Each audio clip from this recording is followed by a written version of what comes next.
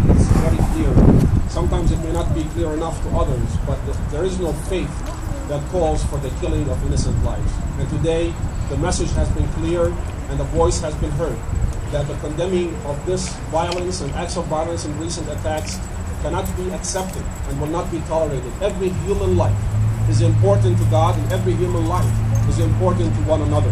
And as such, whether it's domestic or whether it's international, such acts of violence cannot be tolerated, and must be, those who act according to that must be brought to justice. One of the things that perhaps I think of as us gathering here, it's very symbolic, because as we gather outside, we are truly under one heaven. We are truly under one God. So often I believe and I say that God, our God, is much greater than what we think and what we make God to be. So often we like to put God in a certain understanding in a box and thinking that God loves only people like me. But the truth is, God is much greater. And beyond that, I want to say today, as I was thinking about this event, I think about us living here.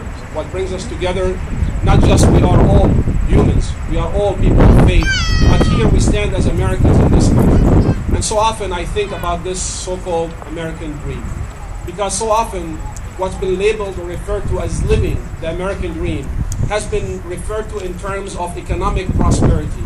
But so often we forget the foundation of the American dream. The foundation of the American dream is living upon that essence of that all are created equal. It is the opportunity that is equal for all, regardless of race, religion, or color, to achieve prosperity and success. That is the American dream. The American dream is not having a big house and how many cars you can fit in your garage. The American dream is how we live in equality and justice in this country. I think we cannot live the American dream when we keep labeling one another as Muslim or as Christian.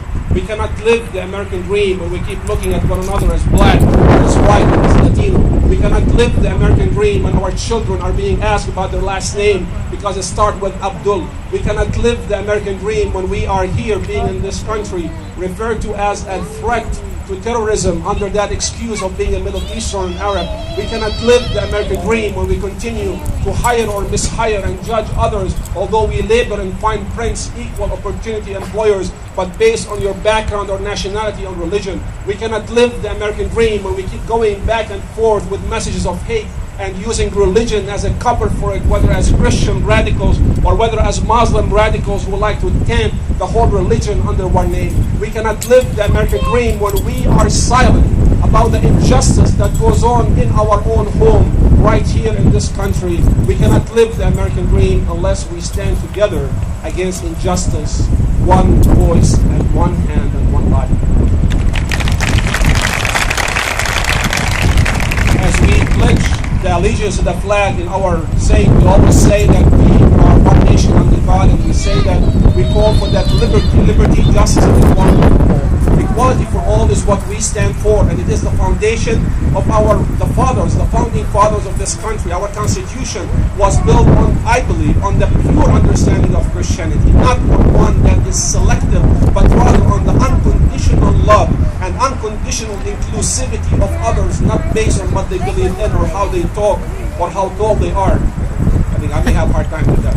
But it is indeed our foundation that we come together. And I'm grateful and thankful for this interfaith community, because I believe God truly has put us on this road, which is no wonder why it's called altar road. Altar is sacrifice unto God, the place where we come with our own concerns, where we come with our burdens, because at the end of the day, it matters not what color you are, it matters not what you believe, it matters not what is your race. All that matters is that we are in this together, and I believe we have the greatest opportunity and greatest example of all, because what makes us here the best in this country is our values, our Constitution, and what we believe in, standing together in equality, in freedom, and liberty, and justice. And for us to stand and say no more to violence, no more to hate, no more to racial comments, no more to, if we only hear the comments that have been listed, I took some time to actually read some of those that have been posted at the news on websites and different places, it's only a manifestation of the reality